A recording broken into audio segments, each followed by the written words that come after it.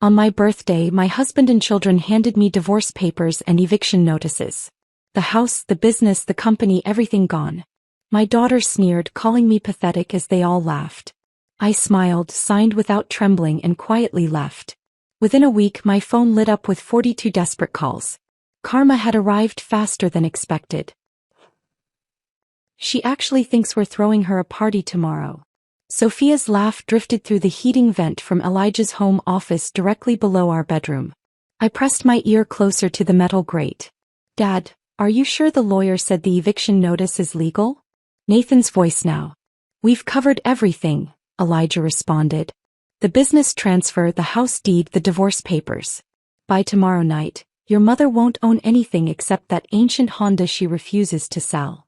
I remained frozen on our bedroom floor, my knees grinding into the carpet as my family casually discussed my erasure. Before we continue, I want to thank you for being here. If you believe family betrayal deserves consequences, please consider subscribing. It's free and helps others find these important stories. Now let's see what I discovered. My hand found the edge of our bed frame, gripping it until my knuckles went white. Through the vent, I heard chairs scraping against Elijah's office floor. Papers rustling. Nathan's voice carried up again, clinical and detached, the way he probably sounded in court. The transfer documents are ironclad. I've structured it so she can't claim coercion. As long as she signs willingly, thinking it's something else, we're protected. And Patricia's ready to move in this weekend? Sophia asked. There was an eagerness in her voice that made my stomach turn. Patricia Lawson. The name had been floating around our social circle for months. A recent widow who'd inherited her husband's construction supply business. Patricia understands the timeline, Elijah said. His voice held a warmth I hadn't heard directed at me in over a year. She's already moved some of her things into the storage unit downtown. Once Abigail is out, we can start fresh. I crawled backward from the vent, my movements silent on the thick carpet I'd chosen specifically for its sound-dampening qualities. Ironic that my decorating choice now allowed me to eavesdrop on my own demise. Standing on shaking legs, I moved to our bedroom window and looked out at the backyard where we'd raised our children. The swing set had been gone for years, replaced by Elijah's workshop, but I could still see the ghost of it in the worn patch of grass that never quite recovered. The conversation below continued, but I'd heard enough. My family had been planning this for months while I kept their lives running smoothly.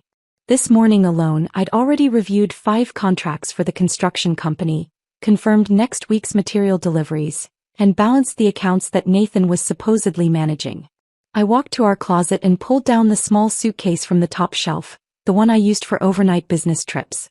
My hands moved automatically, folding clothes, selecting items that predated my marriage.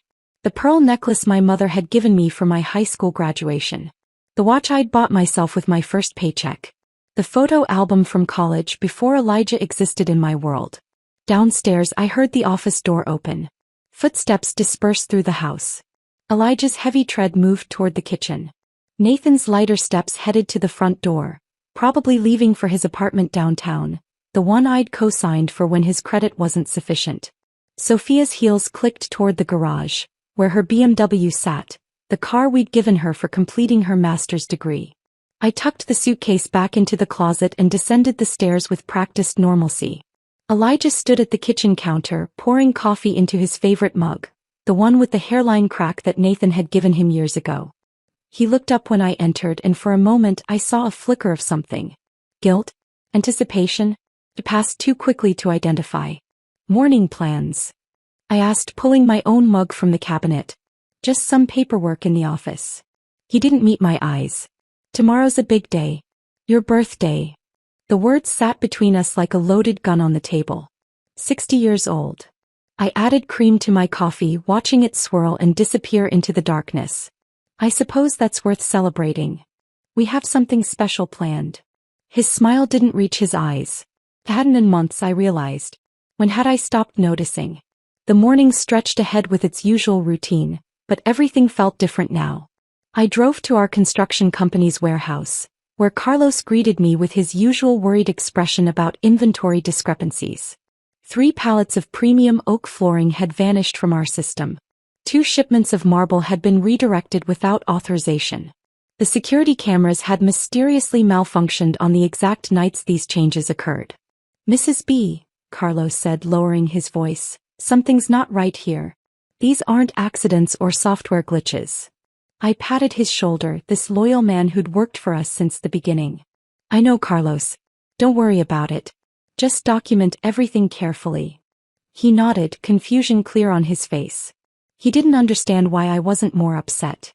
How could I explain that stolen flooring was the least of my concerns when my entire life was being systematically dismantled by the people I trusted most? The rest of the day passed in a surreal haze. I attended meetings, signed purchase orders, and solved problems as if everything was normal. But underneath, my mind was racing, planning, preparing. Every interaction with Nathan felt like theater. He stopped by the office to discuss the software issues with inventory, his face a mask of professional concern while knowing he'd orchestrated the entire situation. Sophia called to confirm family dinner on Sunday, her voice bright and false. "We'll celebrate your birthday properly then, Mom. Just family like you prefer." I agreed, matching her tone, both of us performing our roles in this elaborate deception. That evening, I stood in the kitchen preparing dinner while Elijah worked in his office below. Through the vent, I could hear him on the phone, probably with Patricia, his voice low and intimate. Tomorrow they planned to serve me with papers at what I was supposed to believe was my birthday celebration. Tomorrow they would watch me sign away everything I'd spent 32 years building. But tonight I stood in my kitchen cooking Elijah's favorite meal one last time, my movements calm and precise. They thought I was oblivious, content in my routine, blind to their machinations. Let them think that. Tomorrow would come soon enough, and with it surprises they never anticipated. My phone sat on the counter with 3 numbers already programmed in, waiting for tomorrow's aftermath. Margaret Winters, forensic accountant. James Ashford, corporate attorney. Detective Riley Morrison, who still had questions about my business partner's death 8 years ago. I smiled as I plated the dinner, a genuine smile for the first time all day. They thought tomorrow was their carefully orchestrated finale. They had no idea it was actually just the beginning. Morning arrived with Elijah standing at my bedside, holding a steaming cup of coffee and wearing an expression I hadn't seen since Nathan's high school graduation. His hands trembled slightly as he set the mug on my nightstand, the liquid sloshing dangerously close to the rim. "Happy birthday, sweetheart. Wear your blue dress today, the one from our anniversary dinner last year." His voice carried an odd formality, as if reading from a script he'd memorized poorly. "We have something special planned for you downstairs." The blue dress hung in our closet, tags still attached. I'd bought it for our anniversary, but we'd never made it to dinner. Elijah had claimed a construction emergency that night, though I'd later seen the receipt from a downtown restaurant in his jacket pocket. "Table for 2. I slipped into the dress now, its silk fabric cool against my skin, and noticed how Elijah watched me from the doorway, his foot tapping against the hardwood floor in a nervous rhythm I recognized from 32 years of marriage. Walking down our stairs felt different this morning. The usual family photos along the wall seemed to watch my descent with knowing eyes. At the bottom, the living room had been rearranged. Our furniture pushed against the walls, creating an open space in the center where our mahogany coffee table sat like an altar. The morning light streaming through the windows illuminated a thick manila folder placed precisely in the center. Nathan stood by the front door, his stance wide and blocking, dressed in his courtroom suit despite it being Saturday. His phone was out, held at an angle that suggested recording.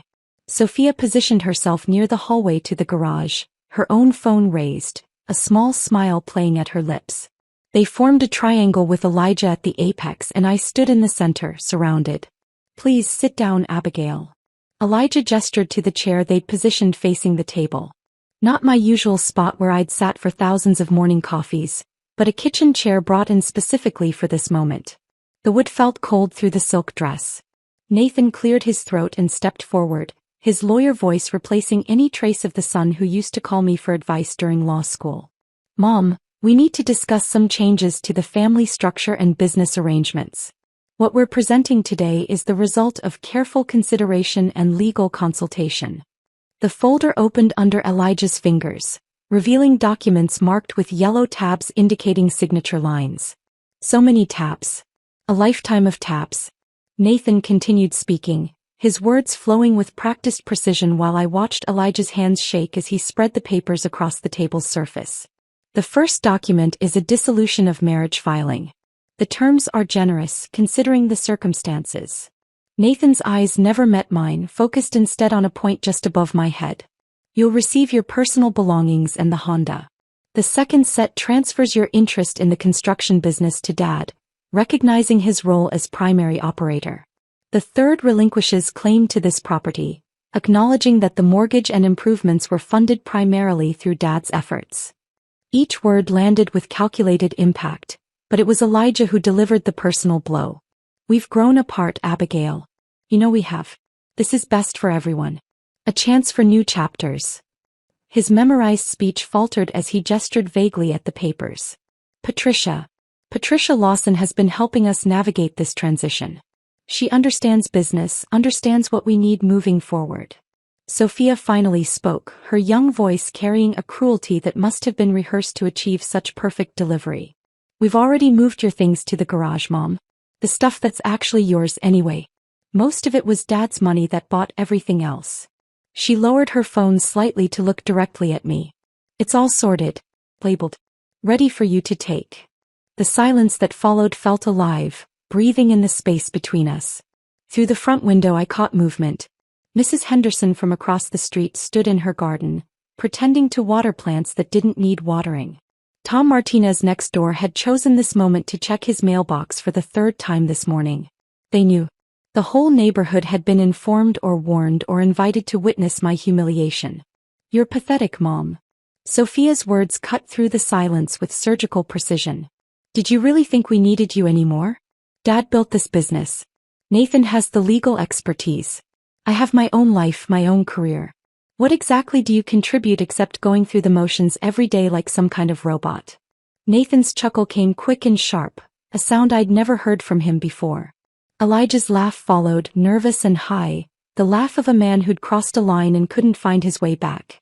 The sound echoed off the walls of the home I'd spent 3 decades creating, maintaining, and filling with what I'd thought was love. Movement from the kitchen caught my attention. Marcus Webb stepped into view, Nathan's law school friend who'd attended dozens of dinners at this very table. He held his briefcase like a shield, his expression professionally neutral. I'm here as a witness, he announced unnecessarily, to verify that all signatures are given freely and without coercion. The pen appeared in Elijah's hand, expensive and heavy, the Mont Blanc I'd given him when he'd landed our first major contract.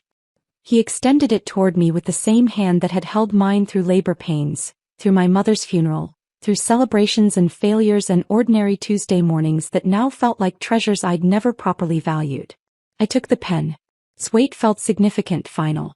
The room held its breath as I pulled the first document toward me. Nathan shifted his position slightly, ensuring his phone captured everything. Sophia zoomed in with hers. Elijah's breathing grew audible in the silence. My signature flowed across the first yellow tab with practiced ease. Then the second. Third. Each name written with the careful penmanship my mother had insisted I perfect. Back when signatures meant promises and promises meant something. I signed away the house where my children had taken their first steps. I signed away the business I'd helped build from a single truck and a dream. I signed away 32 years of marriage with the same steady hand that had once signed our wedding certificate. The final signature complete, I set down the pen with a soft click against the mahogany surface. Looking up, I met each of their eyes in turn. Nathan's held triumph mixed with something else. Uncertainty? Sophia's phone lowered slightly as she processed my calm. Elijah stepped backward as if I might explode, might rage, might become the scene they'd apparently prepared for. That I smiled. A real smile, the kind that reached my eyes and transformed my face into something they hadn't seen in years. Peace. It unnerved them more than any scream could have. Thank you, I said softly, rising from the chair with deliberate grace. This makes everything so much simpler. My steady composure lasted exactly until I closed the Honda's door behind me. The old car's engine turned over on the third try, just as it had for the past 15 years, and I drove away from my former life with nothing but 2 suitcases and a silence so complete it felt like drowning. The extended stay hotel sat 12 miles from the house, far enough that no one from our social circle would accidentally spot my car in the parking lot. The desk clerk barely glanced up as I counted out cash for a week's stay. Room 237 smelled like industrial disinfectant and broken dreams, but it had a door that locked and a bed that wasn't shared with a man who'd been planning my disposal for 6 months. I dropped the suitcases by the door and pulled out my phone, switching it to airplane mode before removing the SIM card entirely. They'd expect me to call someone, anyone, to rage and cry and beg for explanations. Instead, I would disappear into the silence they'd created. But first, I needed intelligence. During the drive, I'd mentally photographed every document I'd signed, and now I spread my phone across the bed, zooming in on the images I'd managed to capture while pretending to read. Nathan's legal language was precise but arrogant. He'd buried clauses in subsections assuming I'd sign without reading, just as I apparently did everything else without thinking.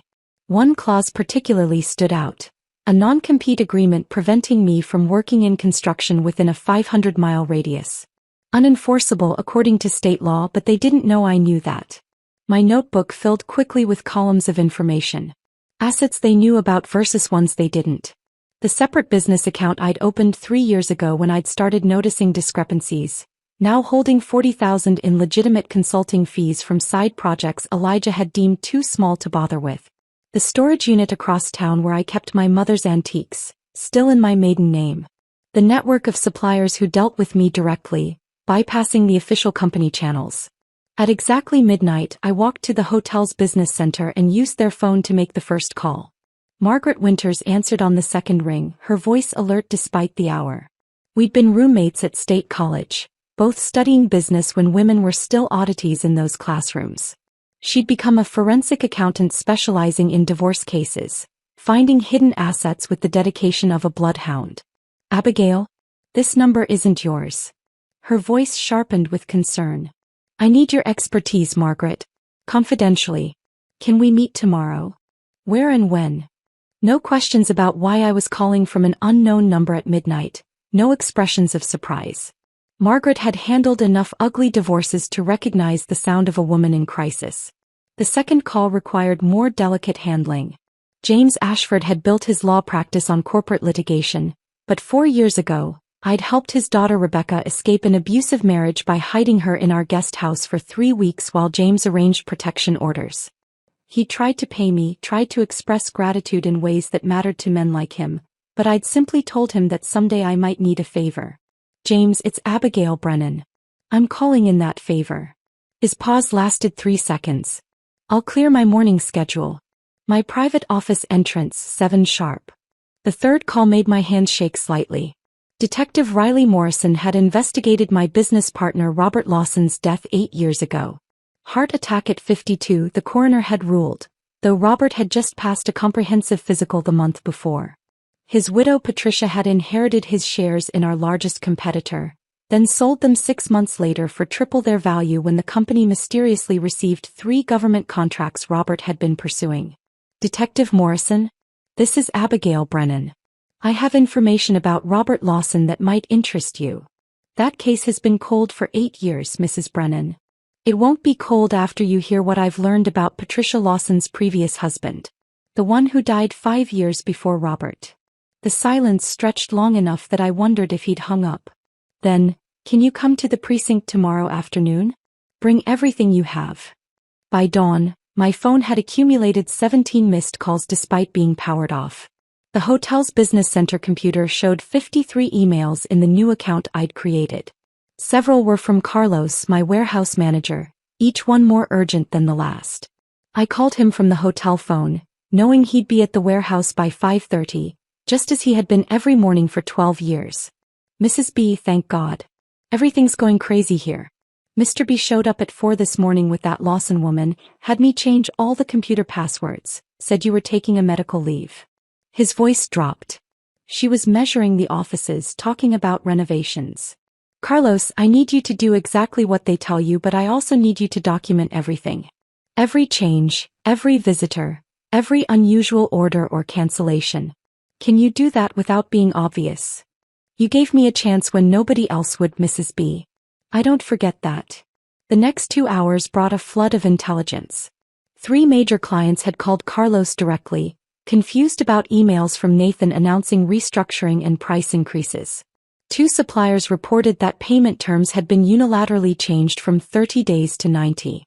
The Anderson project foreman mentioned that inferior materials had been delivered that morning, despite the specs clearly stating premium grade.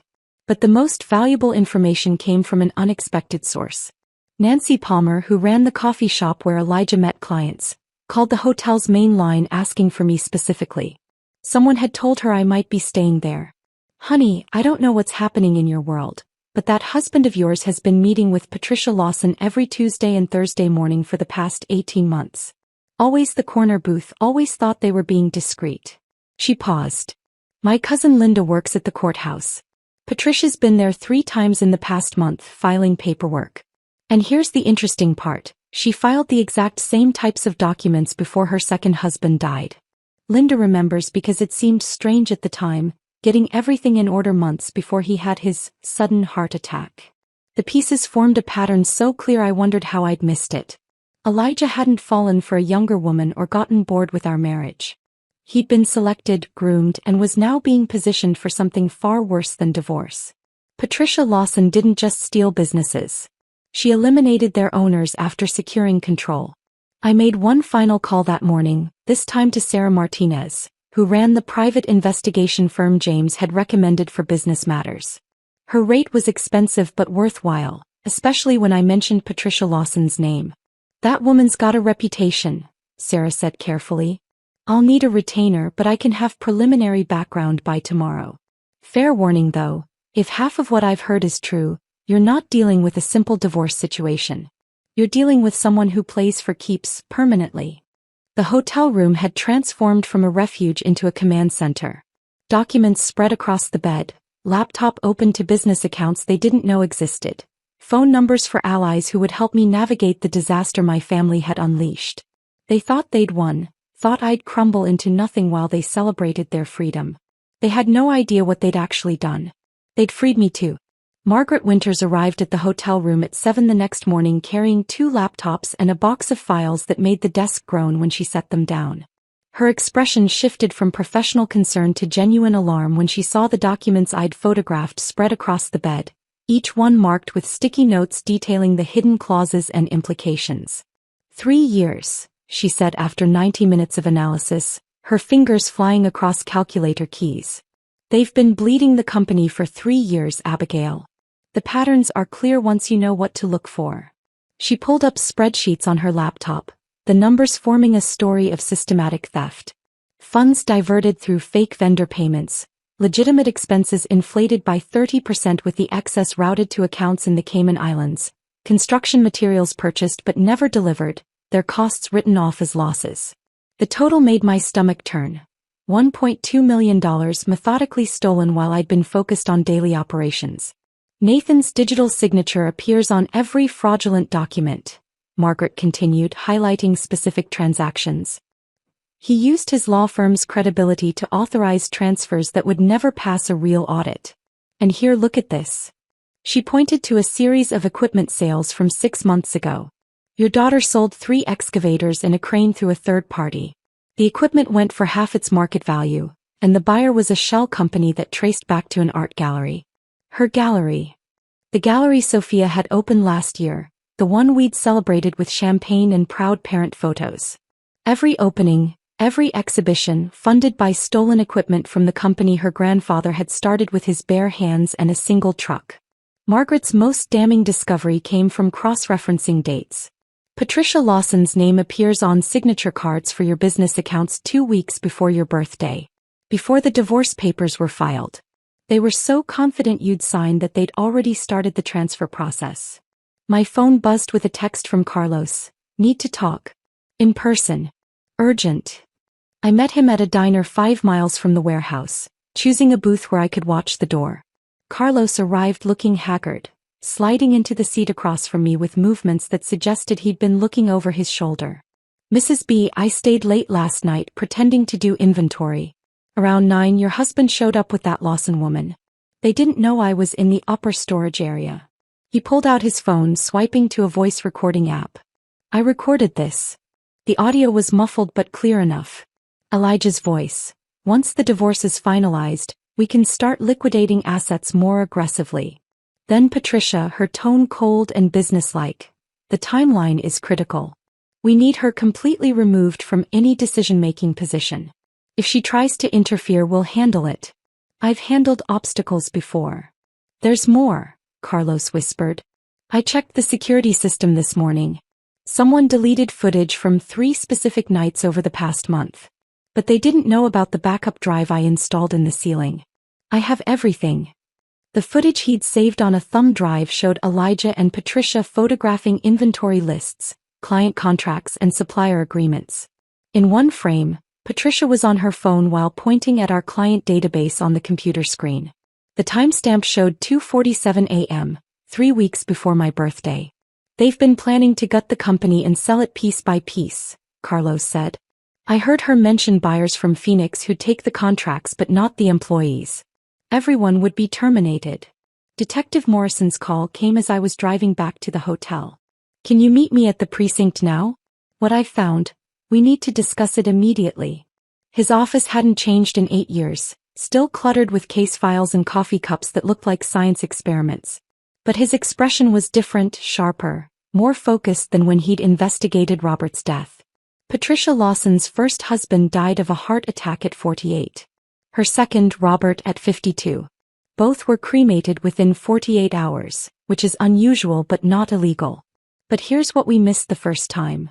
He spread photos across his desk. Both men increased their life insurance policies 6 months before their deaths. Both named Patricia as beneficiary. And both had the same symptoms in their final weeks: fatigue, shortness of breath, chest pain. Classic signs of digitalis poisoning, which mimics heart attack symptoms. He pulled up another document on his computer. Your husband increased his life insurance policy last month. $2 million.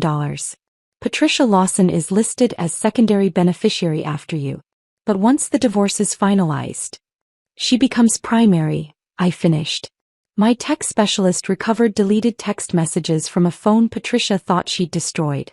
She and your husband discussed permanent solutions and timeline adjustments regarding someone they refer to as the obstacle. Given the context, we believe that's you. The room felt smaller suddenly, the implications crushing. This wasn't just about money or business. Patricia had graduated from financial murder to the actual kind, and Elijah was either complicit or next on her list. My phone rang with a number I didn't recognize. It was Michael Anderson, whose housing development represented 40% of our company's current contracts. Abigail, I'm calling you directly because something's not right. Nathan missed our meeting yesterday, then sent junior materials to my site that weren't even close to spec. My foreman had to refuse delivery. The substandard lumber could have caused a catastrophic failure. His voice hardened. I also heard you're no longer with the company. Is that true? It's complicated, Michael. Then uncomplicate it. I hired your company because of your reputation for quality. If you're starting something new, I want in. The contract can be transferred if the terms are met. 2 more clients called within the hour with similar concerns. Nathan's incompetence was destroying relationships I'd spent 20 years building. Sophia's material substitutions had caused a minor collapse at a job site, thankfully with no injuries, but the liability issues were mounting. By evening, I had 3 file boxes of evidence: financial fraud, conspiracy to commit murder, corporate sabotage, and enough documentation to destroy the lives of everyone who'd laughed at my humiliation just 48 hours ago. Margaret had traced the offshore accounts. Morrison had built a case that would trigger federal investigation. Carlos had saved footage that would prove premeditation. Sarah Martinez's preliminary report on Patricia included 2 other suspicious deaths in different states. The woman who'd walked out of her house with nothing but memories had transformed into something else entirely. They'd thought they were disposing of a used-up wife and mother. Instead, they'd created their own worst nightmare. A woman with nothing left to lose and everything to prove. The file boxes sat in my hotel room like loaded weapons waiting to be fired, but I forced myself to wait. Timing would determine whether my evidence destroyed them or merely wounded them enough to retaliate. Each morning brought new reports from Carlos that confirmed what I already knew. Without me, the company was eating itself alive. The Henderson crane broke down again today, Carlos informed me during our Tuesday morning call.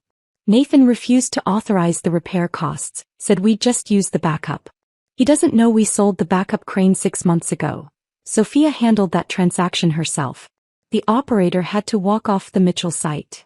Through the hotel window, I watched rain streak the glass while Carlos detailed the cascade of failures. The automated billing system had crashed because Nathan had forgotten to renew the software license. 3 subcontractors had walked off sites after payments were delayed past 90 days. The liability insurance was set to lapse in a week because Sophia had been using the premium payments to cover her gallery's rent. I documented everything in a leather journal, each failure meticulously recorded with dates, times, and consequences. The methodical note-taking gave me something to focus on besides the hole in my chest where my family used to live. 32 years of marriage reduced to evidence items. 2 children I'd raised became co-conspirators in my elimination. The knock on my door at 3 that afternoon was soft but persistent. Through the peephole, I saw Rebecca Thompson, my mentor from 20 years ago when I'd first entered the construction industry. She stood in the hallway wearing a rain-soaked coat and an expression of determined concern. "Abigail, open the door. I know you're in there and we need to talk." Rebecca entered my room without judgment, taking in the evidence boxes and wall of documents with the practiced eye of someone who'd built an empire from worse circumstances. She'd started Thompson Construction with a single truck after her own divorce, turning it into the largest firm in 3 states. "Word travels fast in our industry," she said, settling into the uncomfortable hotel chair like it was a throne. "Nathan Brennan called me yesterday trying to poach my contracts. The boy actually thought throwing around his father's name would mean something. I told him I only work with professionals who know the difference between rebar and regret. Despite everything, I almost smiled at that. I'm here with an offer, Abigail. Not charity business.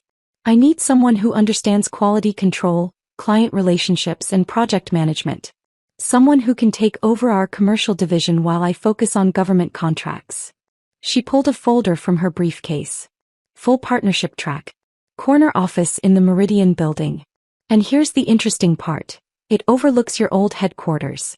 You can watch them fail while you rebuild." The salary she quoted was double what I'd ever drawn from my own company. The benefits included things I'd never allowed myself. Car allowance, expense account, profit sharing that actually meant something. But it was the project list that made my breath catch. Every client who'd called me about Nathan's incompetence was already inquiring about moving their contracts to Thompson Construction. "When would you need an answer?" "Take your time. A week, maybe 2. Though I should mention the Anderson project is specifically requesting your involvement. Apparently, there was an incident with substandard materials that nearly caused a structural collapse. After Rebecca left, I needed groceries and basic supplies. The hotel's mini-mart prices were astronomical, and I'd been living on vending machine coffee for too long. The supermarket on Riverside Drive was far enough from our usual haunts that I felt safe from unexpected encounters. I was comparing pasta prices when a hand grabbed my upper arm. Elijah stood there, his face haggard, his usually perfect hair unkempt. The confident man who'd orchestrated my removal looked desperate, smaller somehow. "Abigail, we need to talk. You don't understand what's happening. Patricia, she's not what I thought." Movement outside caught my eye. Patricia Lawson sat in her Mercedes, engine running, watching us through the store's glass front. The man in her passenger seat was unfamiliar, thick-necked and alert, his eyes tracking our interaction with professional interest. "Let go of my arm, Elijah." My voice carried enough volume that nearby shoppers turned to look. "Please, just 5 minutes. You're in danger. We're both in danger. She's done this before." I pulled free and walked quickly toward the coffee shop next door, pulling out my phone as I moved. The coffee shop was crowded, full of witnesses, and had a rear exit through the kitchen if needed. Detective Morrison answered immediately. "Patricia Lawson is at Riverside Market with an unknown male, possibly armed. Elijah just approached me, seems panicked. Stay in public spaces. I'm sending a unit now." Through the coffee shop window, I watched Elijah exit the store and approach Patricia's car. She rolled down the window, and even from distance, I could see her expression shift from charming to vicious. Elijah stepped back, his hands raised defensively. The unknown man got out of the car, moving toward Elijah with deliberate intimidation. Then police sirens wailed in the distance, and both Patricia and her companion quickly returned to the Mercedes and drove away. Morrison called back an hour later. "We missed them, but we ran the plates on her car. She was at the university library this morning, accessing medical journals. Specifically, articles about plant-based toxins that mimic cardiac symptoms. She's escalating. That night, I sat surrounded by 12 manila envelopes, each one labeled with a different destination. The IRS would receive documentation of tax fraud. The state attorney general would get evidence of embezzlement. The construction board would learn about safety violations and substandard materials. Patricia Lawson's insurance companies would discover interesting patterns in her beneficiary history. But the masterpiece was the package for Channel 7's investigative reporter, Dana Chen, who'd been looking for a story about corporate corruption. I included enough evidence to launch an investigation but held back the most damaging revelations. Those would come later, timed perfectly with Elijah's attempt to file mental incompetency claims against me. Each package contained different pieces of the puzzle, ensuring multiple investigations would launch simultaneously. No single agency would have the complete picture, but together they would create an inescapable net. Digital copies were uploaded to cloud storage accounts under different names.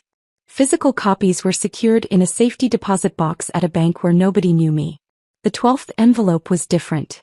It contained a single photograph, Patricia and Elijah at the warehouse at 2:47 a.m., and a note, "I know everything. Your move." That envelope would be hand-delivered to Patricia Lawson tomorrow afternoon, right after the others were mailed. Let her wonder how much I knew. Let her panic about which agencies were already investigating. Let her make the kind of mistakes that desperate people always make when they realize their perfect plans are crumbling. The rain had stopped, leaving the parking lot gleaming under streetlights. Somewhere across town, my family was probably sleeping peacefully in beds I'd chosen, in rooms I'd decorated, confident in their victory. Dawn on day 12 arrived with me standing at a postal service counter, watching the clerk process 11 certified mail packages. Each envelope disappeared into the system with a tracking number that I carefully recorded. The 12th package, Patricia's personal warning, would be delivered by courier at exactly 2 p.m., giving the official investigations a 6-hour head start. By the time I arrived at Rebecca Thompson's office for my first unofficial day of work, the machinery of justice had already begun grinding forward. Rebecca had given me temporary workspace on the executive floor, a glass-walled office that overlooked the city's construction district. From my window I could see the building that housed Brennan Construction, the company I had helped build from nothing. At 9:47 a.m., 3 unmarked government vehicles pulled into the parking lot of my former headquarters. Federal agents emerged with boxes and warrant folders, their movements efficient and practiced. Through Rebecca's high-powered telescope, which she kept for market research, I watched employees gathering at windows, their confusion visible even from this distance. My phone, silent for nearly 2 weeks, began its symphony at 10:15 a.m. The first call came from Elijah. I let it go to voicemail, then listened. "Abigail, something's happening. The IRS just froze all our accounts. They're saying something about fraudulent tax filings. This has to be a mistake. Call me immediately." 5 minutes later, another voicemail. "The state attorney general's office is here with a warrant. They're seizing computers. Abigail, whatever you think happened, this isn't the way. Please." Nathan's first message arrived at 10:32 a.m. "Mother, I don't know what you've done, but you're destroying everything grandfather built. We can resolve this privately. As your attorney, as your son, I'm advising you to contact me immediately." By noon the voicemails had evolved. Elijah's voice had progressed from confusion to anger to something approaching panic. "They found the offshore accounts." "How did you know about the offshore accounts?" "Patricia says you must have been spying on us illegally. We'll fight this, Abigail. You won't win." Nathan's legal threats had dissolved into desperate negotiations. "The construction board is threatening to revoke our license. 3 projects just canceled their contracts. Mom, please, let's talk about this rationally. We can work something out." But it was Sophia's message that carried the most striking transformation. Her voice, usually so confident and dismissive, cracked with genuine fear. "Mom, my gallery's been seized. They say it was bought with embezzled funds. I don't understand what's happening.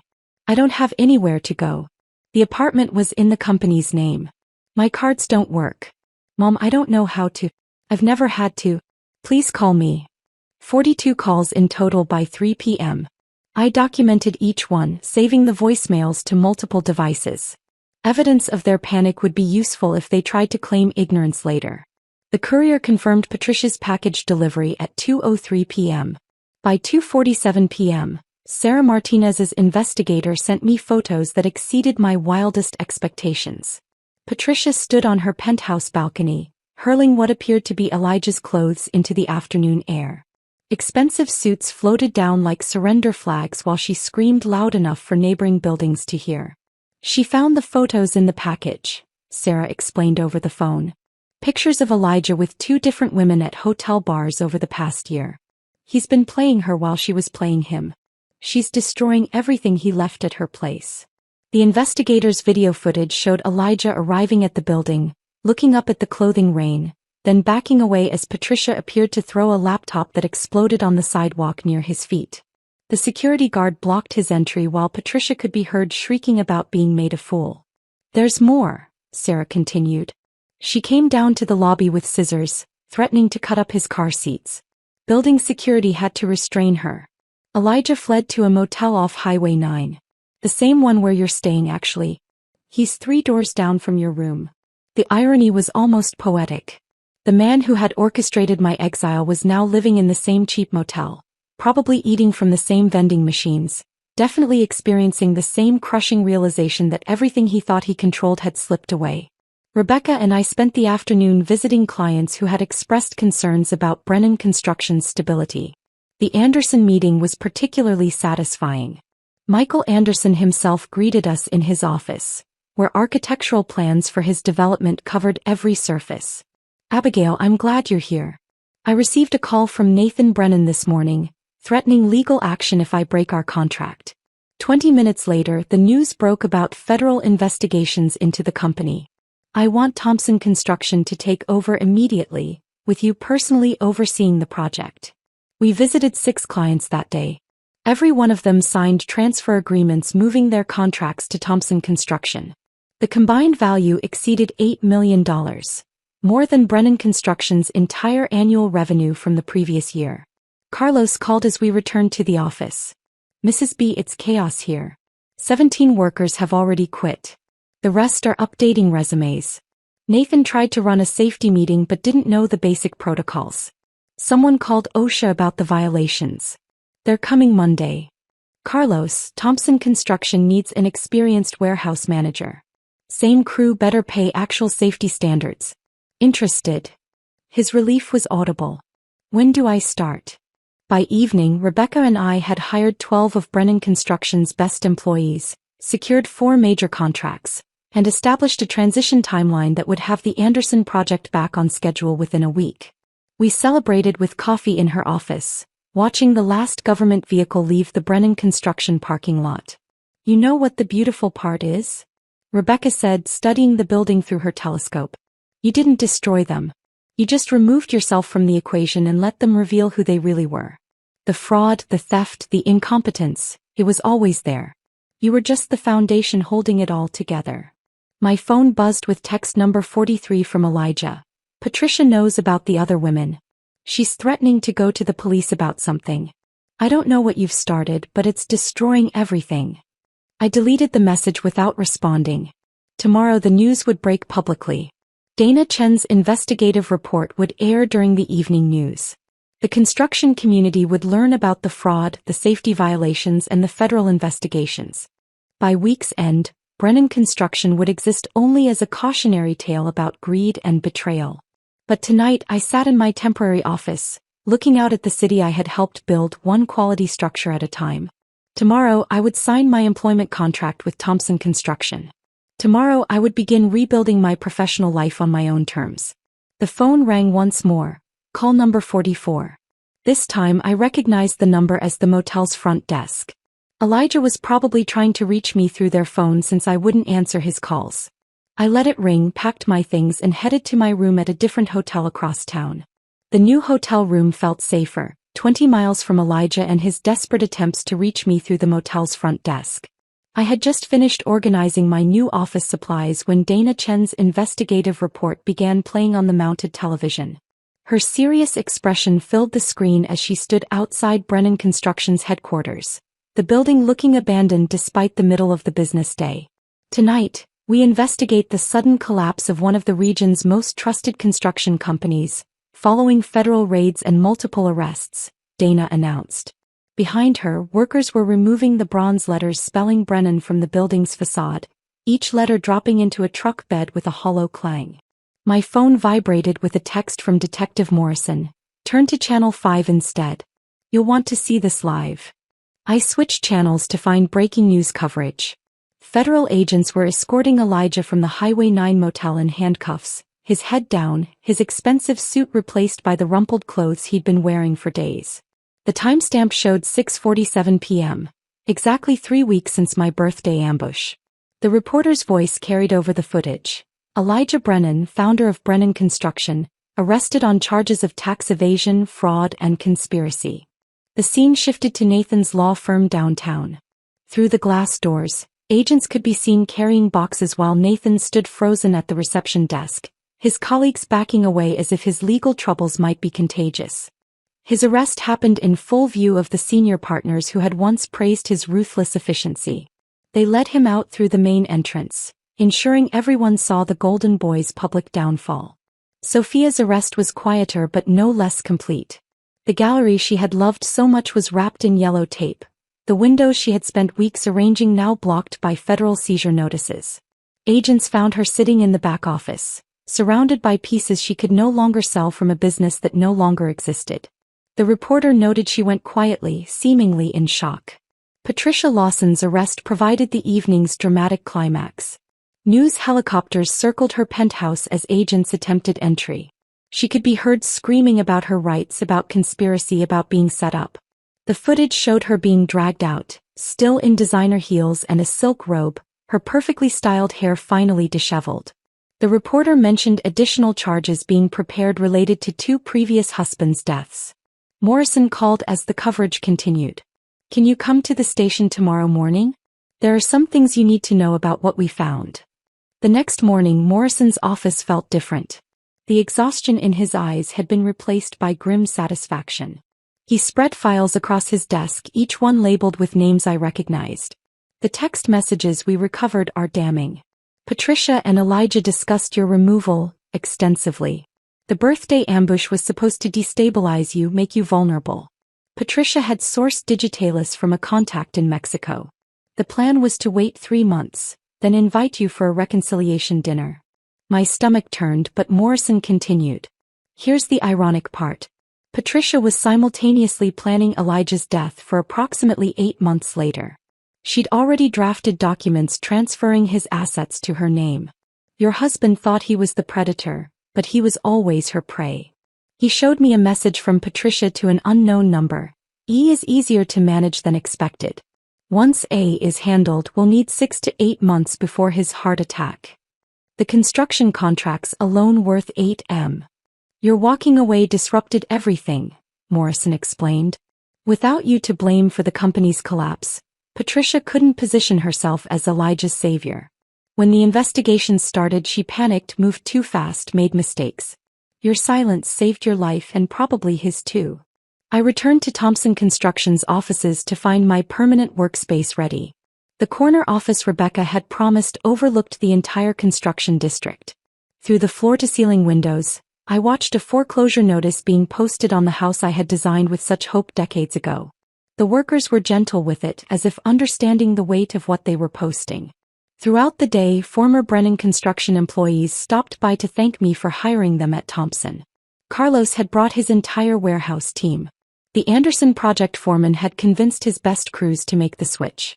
Even the receptionist, Maria, who'd worked at Brennan for 15 years, now sat at Thompson's front desk. You gave us dignity in this transition, Maria said, tears in her eyes. You could have left us all to sink with them, but you didn't. The mail arrived at 3 p.m. with 3 letters forwarded from the hotel. Nathan's handwriting on the first envelope was shaky, the confident legal script replaced by desperate scrawls. His note was brief. Mom, I need money for the commissary. They're threatening to take my bar license. I know I have no right to ask, but I don't know who else to turn to. The other inmates found out I'm a lawyer. It's not safe here. Sophia's letter ran 3 pages, her artistic handwriting cramped and tear-stained. I never learned anything real, Mom. You tried to teach me, but I thought I was above it all. I thought the money would always be there. I can't even make coffee properly. The halfway house has me washing dishes and I don't even know how to do that right. I'm 26 and I'm starting from zero. Elijah's message came through his public defender, typed on official letterhead. Mrs. Brennan, my client maintains that Patricia Lawson manipulated the entire situation. He states he was coerced into the divorce proceedings and was unaware of the criminal elements involved. He wishes to discuss the possibility of character testimony regarding his years as a law-abiding citizen.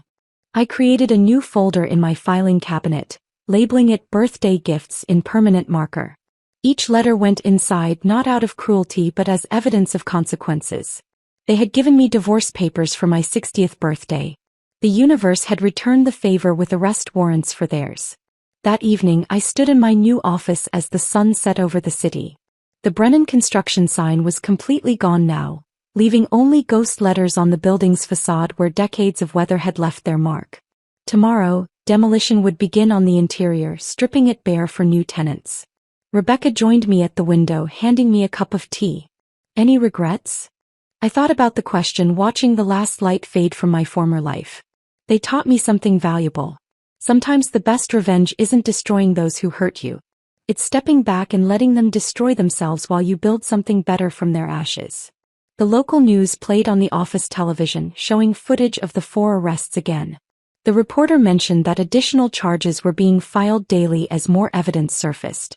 The Construction Industry Board had permanently revoked Brennan Construction's license. The IRS had seized all assets pending investigation. Patricia Lawson was being investigated for 2 additional suspicious deaths in other states. Justice had arrived exactly 3 weeks after my birthday, wearing handcuffs and carrying federal warrants. 6 months had transformed everything except the sunrise. I stood at the window of my new apartment, watching the same sun paint the same sky, but everything it illuminated had changed. The coffee in my hand came from a machine I had chosen, brewed exactly how I preferred it without considering anyone else's taste. The mug, a handmade ceramic piece from a local artist, had no history, no memory, no ghost of better times haunting its rim. The apartment itself was smaller than the house, but every square foot belonged entirely to me. The furniture told no stories of compromise. The leather reading chair by the window had caught my eye at an estate sale, and I bought it without asking permission or checking joint accounts. The dining table seated 4 instead of 8, made from reclaimed pine by a craftsman who understood that imperfections could be beautiful. Above it hung photographs from the past 6 months. Carlos and his family at a barbecue, Rebecca and me signing contracts. The Anderson Project's completion ceremony where Michael Anderson had publicly credited me with saving his development. My phone rang with Margaret Winters calling to confirm lunch plans. She had become a regular presence in my new life, our college friendship rekindled by crisis and strengthened by survival.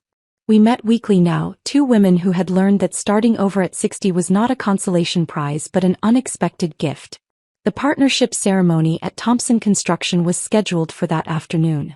Rebecca had insisted on making it formal, inviting clients and industry leaders to witness the transition from employee to equal partner. The documents were already signed. I had learned to read every word now. But Rebecca understood the value of public recognition. The conference room filled with people who had watched my public humiliation and private rebuilding. Michael Anderson arrived early, bringing his wife who pulled me aside to whisper her admiration. 3 other major clients attended, each one having transferred their contracts from Brennan to Thompson specifically because of my involvement. The construction inspector who had flagged Nathan's safety violations shook my hand with genuine respect. Rebecca stood at the podium, her voice carrying across the room with practiced authority. 6 months ago this company gained something invaluable: integrity in human form. Abigail Brennan rebuilt herself and our commercial division simultaneously, securing $8 million in new contracts while maintaining a perfect safety record. Today she becomes my equal partner in Thompson Construction, though she has always been my equal in every way that matters. The applause felt different from any recognition I had received before. This was earned entirely by my own efforts, not reflected glory from a husband's success or children's achievements. The champagne tasted sweeter because I had paid for it myself. That evening a letter arrived at my office. Federal Bureau of Prisons official seal, Elijah's prisoner number in the corner. Inside, a visitation request form with a handwritten note. Please. One conversation before my transfer. There are things you need to know about the children. I held the paper for a long moment, feeling its weight.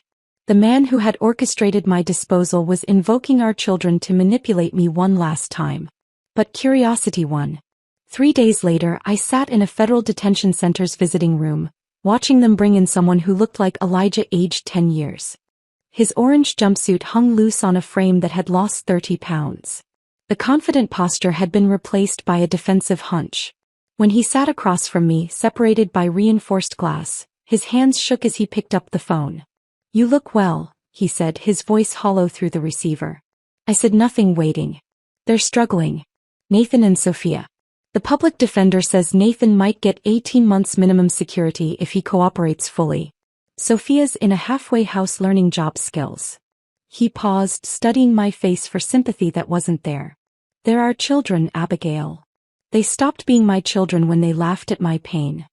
His face crumpled slightly. "I need money for the commissary. And a lawyer, a real one. Patricia's team is trying to pin everything on me, making me the mastermind when she was pulling the strings all along. You made your choices, Elijah. Every signature, every lie, every secret meeting with Patricia. Those were all choices. I loved you once," he said desperately. "Doesn't 32 years count for anything?" It counted for everything. That's why the betrayal was so complete. I stood to leave. "Abigail, please." His voice cracked through the phone. "I'm being transferred to federal prison in Arizona. 5 years minimum. I'll die in there." I hung up the phone and walked away, his muffled shouts following me through the reinforced glass. The desperation in his voice was the same tone I had carried in my chest that morning they ambushed me. Now it was his burden to bear. A week later, another unexpected letter arrived. This one from Jennifer, Nathan's ex-wife, whom he had divorced 2 years ago, claiming she lacked ambition. She was struggling, she wrote, trying to restart her life after Nathan had hidden assets during their divorce. She had heard about my new position and wondered if Thompson Construction had any entry-level positions. I hired her as an administrative assistant. She arrived that first morning nervous but determined, grateful for the chance Nathan had never given her. Watching her slowly find her confidence over the following weeks felt like balance being restored to the universe. The news eventually stopped covering the Brennan construction scandal. Elijah got 7 years. Patricia got life without parole after they connected her to 4 murders across 3 states. Nathan received 2 years and permanent disbarment.